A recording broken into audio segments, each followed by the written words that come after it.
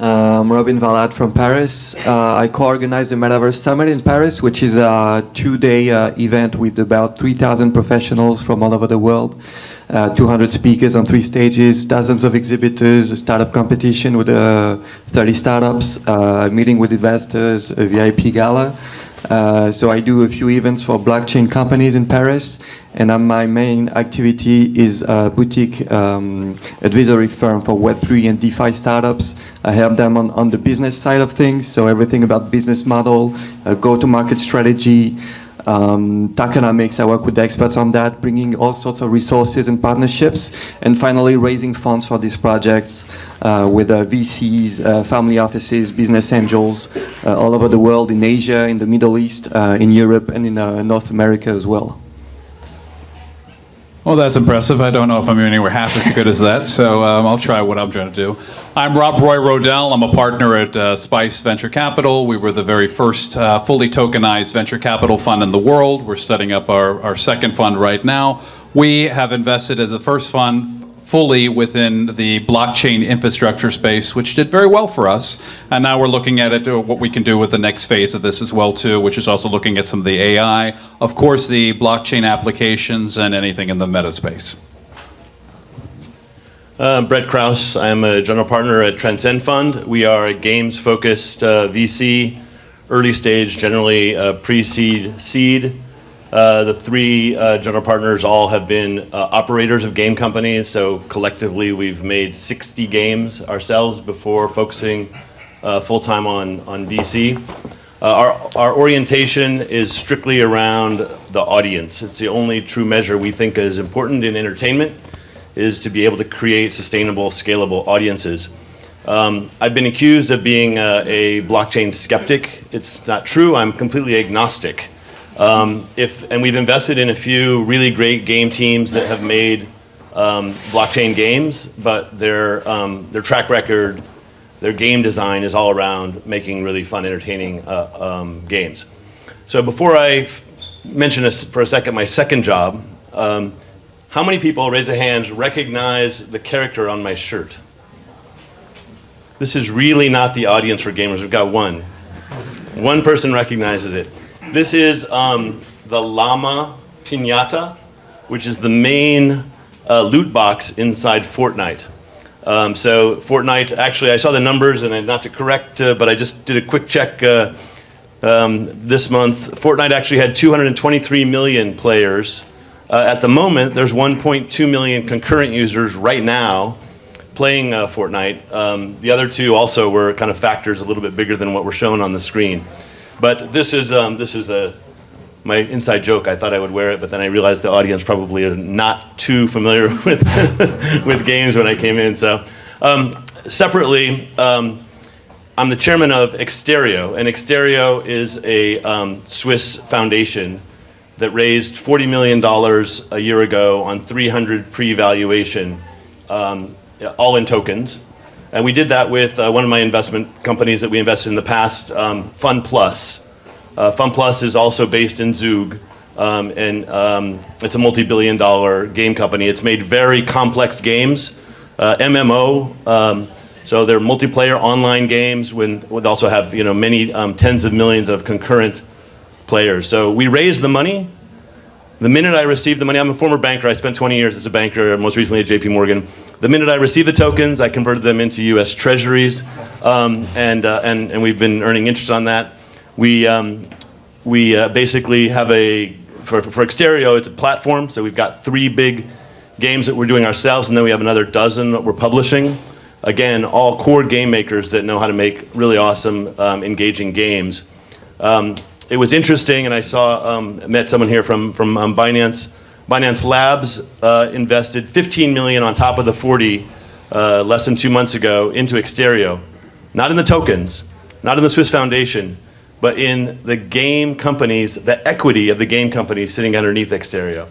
So Binance Labs is like, okay, who is going to make great games that's going to monetize in a tokenized world? Someone who's got a proven track record making multi-billion-dollar games, really complex economy. So it's very interesting for me as somebody who really is truly agnostic about blockchain. I believe the technology is powerful, but I never invest because there's blockchain there. I invest if there's an audience and a great game. But interesting to see Binance Labs kind of validate that with, I think, perhaps their largest investment, a $15 million ticket into actual game themselves. So sorry for the long introduction, but it kind of just to give you a little bit of a background on myself. Yeah, Steffen. Wow, quite impressive. Michael, thanks for the very good introduction to the Metaverse. I really like that. My name is Steffen. I'm the CEO of Swiss One Capital. We are a Zug-based crypto asset manager. We were founded in 2018. We have 2 live funds up and running. And we actually had 2 goals in mind. Goals number 1 was to build like innovative investment products for our investor base.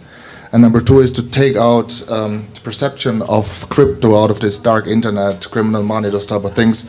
Really being here in Switzerland, having this on the Swiss asset management level, working with the best service providers, being regulated and so on. So we launched in 2019, and I think it's probably not very Swiss to say, but I think back then it was the first really top 50 index fund, really smart index, equally allocated 2%. That's really tough from operational perspective. We did that. We have a good track record on that one. And then in the peak, what you said, Michael, in 2021, when actually Metaverse went down, according to your graph, we launched a Metaverse fund, an active fund, which is listed in Germany on the Stuttgart Exchange. Here we're investing into the sandbox tokens, the Metaverse tokens, but also I'll come to this later on, into more like, because we see Metaverse much broader in a sense. For us, I mean, Metaverse started for us back in 23 with Second Life maybe, right? But for us, Metaverse starts, it's here already every day. So when you go with your children, as you said, hiking in the Swiss mountains, and you're wearing a Garmin watch, and then you share it with your friends, for us, that's already sort of the Metaverse starting here, because it's the convergence of your world, real world, with the digital world. So for us, that's what we think it really is. And we really believe in Metaverse, as you said, so I couldn't agree more what you said early on, but yeah, we'll come to this later on, I think. Yeah. Thanks, that's perfect, because you already answered my second question that I'm interested in hearing from you now, which is, okay, well, because I told you what it means, the Metaverse, my idea of what it is, and you just told us a bit about what you think. So maybe now you can tell us how you understand the Metaverse, and do you even distinguish between open Metaverse and other, distinctions, yeah? Usually the first 30 minutes is just trying to kind of sort through the definition, so maybe I'll just try to be quick. We invest in core games, and many of them ultimately can evolve. So I wore the Fortnite shirt not because I'm an investor, I'm a player, but because it is something which is most attuned to actually becoming something of a future metaverse. I don't really understand open because I don't think games are generally developed to be open. I don't think that game designers or game investors, nor many players really care about interoperability, moving things between different games. It's kind of counter to the way everything is structured in reality in my mind. But any individual game, like Fortnite, it's a battle royale. If you probably know the gist of the game. You land on an island and it's survival to the fittest, or the last man standing, or last team standing. Then there can be a creative mode, so people just go in there and build. They go in there to socialize. They go in there to hang out, dance, show off their skins. Travis Scott had one of the biggest concerts over the last 3 years held inside the Fortnite game. So that's something that, to me, feels like a platform which started as a game. People oftentimes think of games as the entry point into whatever a future metaverse will be. I personally don't believe that it's going to be something integrated. I don't think that there'll be one metaverse. There'll be lots and lots of different platforms that people can do more than one thing, including perhaps shopping and other things which are done on the internet today. But from our perspective, we really invest seed, pre-seed. We're looking very early to try to find something which has got a very scalable audience, where you'll have people that will not only play the game today, but the game can evolve and grow, and they'll be playing for years to come, and it can be sustainable long-term kind of IP and franchise. To me, that's the cornerstone of whatever might be a future metaverse. And again, I can point to the other ones that were flagged earlier, which were also great examples. Things like Roblox, things like Minecraft, where people can come create, invite others to come, socialize, hang out, play, but do a lot of other stuff as well. I would definitely agree with that. There is not just one metaverse. We believe that it has many different components to it. So until there's an interoperability between this, I don't think we're actually going to see just one. And I don't think that's actually going to happen because there's always going to be want to have different versions where they go to, how they get through this. We see it a lot also with the AR and VR side of it as well too, and seeing how that can be utilized in entertainment, in gaming, in social media, and shopping. Also, we like it as well too, where you can actually have this through a real estate play as well too, where you can see a virtual building, you can go into it. Some of the banks we've talked to as well in the past as well have taken a look at this of how can they get some of their clients to come in and talk to somebody that is there, and they can be anywhere in the world to be able to do this. And I think that is where the future of this is going, because I also realize that the younger generation have absolutely zero desire to go to a physical bank. And that non-desire to be able to do that, they still want to have that connection with somebody and to do it on their own time. And I think that we're moving towards it, but I don't think we're there yet. And I think although you did show that there were numerous AR and VR devices that are out there, it's still clunky. And it's extremely, I mean, we bought some in the beginning, you know, it was really cool to be able to play some of the games. And right now, for the past year and a half, most of them have been gathering dust in a closet. So I think although the technology is moving forward with this, it's just not there yet.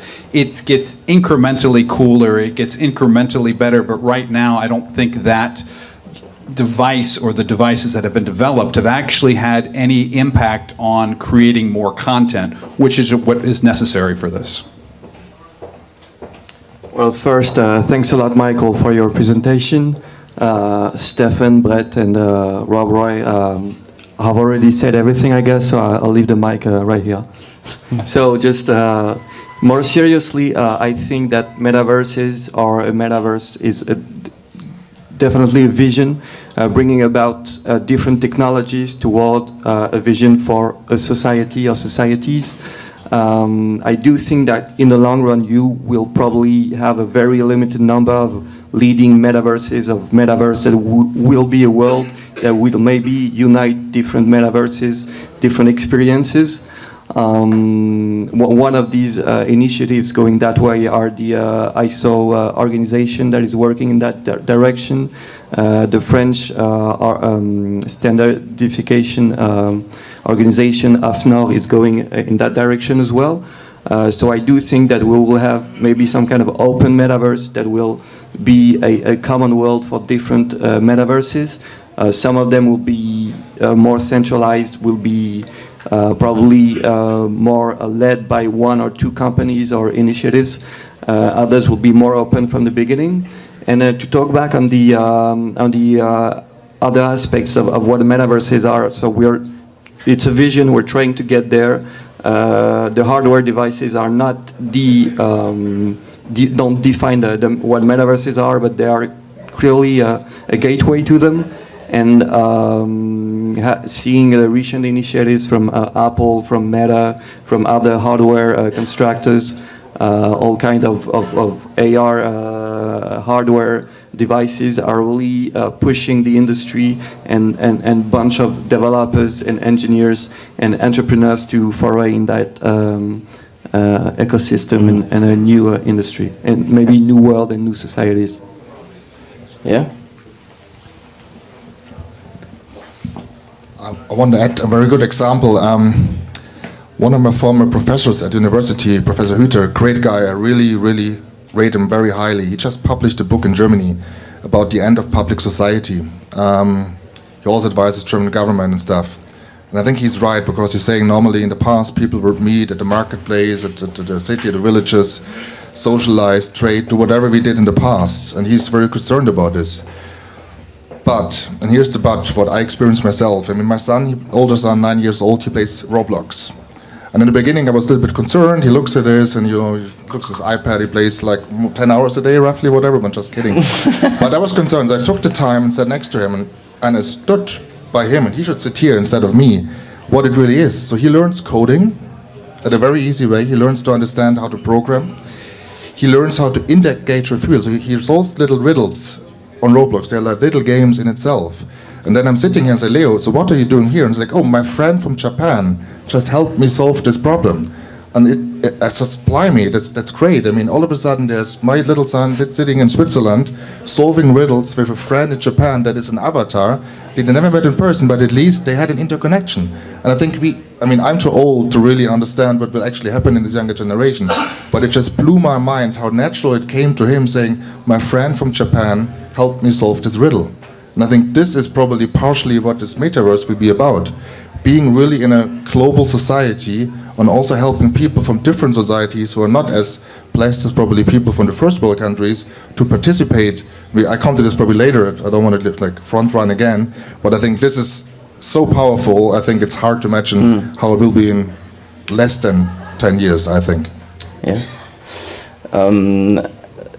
Yes, that's a good vision of each one of you, what you understand as the metaverse and what you see as the future. And now because you are all investors and VCs, and at some point you have to do your job, which is find the right investments in different areas. And I think, Brett, you've told us what you're looking for when you invest in metaverse and gaming and whatever. But it would be probably interesting to hear from two different funds that are not focused on the gaming and the metaverse, how they would go about, what time horizons do you see, and what types of projects would you invest in if you were considering the metaverse? You know? Great, I'll hand it to Rob. I just was going to mention the point that he made about making connections, building bridges across the world, finding someone in Japan as your friend inside a game is in some ways extending and making kind of a very different world community. Fun Plus, that's made 3 multi-billion-dollar games, they have a 23-language translation engine. You can input your own native language, Korean, Turkish, whatever, and you can communicate and build very strong teams. So one thing we look for in games is to have a social element. We wouldn't invest in anything which has just got like a single-player player versus environment structure. You need to have a way to bring in friends, to make friends, and that's actually, people come because the game's fun. They stay because they have friends there, and then they build a community. So that's really an important element of investing, is having that social interaction, and the broader you can make that, the more that feels like a metaverse. I would argue that we're looking mostly at the social side of this. Social is really where the growth is going to be, where people actually can come someplace. Think Ready Player One. We're nowhere near ready for that. That's not happening just yet, but it will get there. And the other thing we always look about is we always try to be pragmatic about it. Now, if you remember in the late 90s, everybody wanted to go ahead and create these companies where you would do the shopping, your grocery shopping, and so they recreated whole buildings to do this. But the infrastructure was already there. You already had, I don't know how many grocery stores that are out there that were warehouses in themselves. And that's what you see now, is that when you buy your shopping online, they just go to their existing stores, pull it out, and do it. So it's utilizing what is already there. And that's what we're looking for in the social media side of things. And that's why we're also talking about taking a look at your existing business. How can you make that a little bit better? How can you make it as well for a subset, which is the younger population that does not want to do what mom and dad did, or definitely does not want to do what grandma and grandpa did. And so I think we're looking at it from something that is a pragmatic, and it's been very difficult to find something that has been that pragmatic and what is going to make money in this business. And if you take a look at it from a cool social element, a cool ESG element, that's wonderful, but you have to have something that has a commercial value to whatever you're doing, because at the end of the day, your investors didn't give you money so that you can just do something that is great on the ESG side. They might want that to be something that you look at, but the end of the day is you have to make money, and you have to be able to find something, particularly in the meta space, that is commercially viable. Yeah, so maybe because he's a VC, also that's... Well, I mean, obviously, we look into projects who are close to revenue generating. I mean, that's normal, right? I mean, we're not looking at. I mean, we're looking at probably most of the projects who are close to helping the metaverses. And I agree, there's not just one; there will be more, depending on what you described. who are helping actually to make this happen in mass adoption, like rendering, those type of projects who will help to do that. That's our primary focus. So taking on the allowance for sales pitch that you give me, Michael, obviously we only invest into 2 types of products. We have actually 3 types. Typical crypto blockchain projects, traditional NASDAQ listed equities in the AI virtual reality, what you also mentioned, plus pre-ICO smaller projects that we think are really interesting, and this is really probably the hardest to identify because it's a long run. But that's about it, yeah. Okay.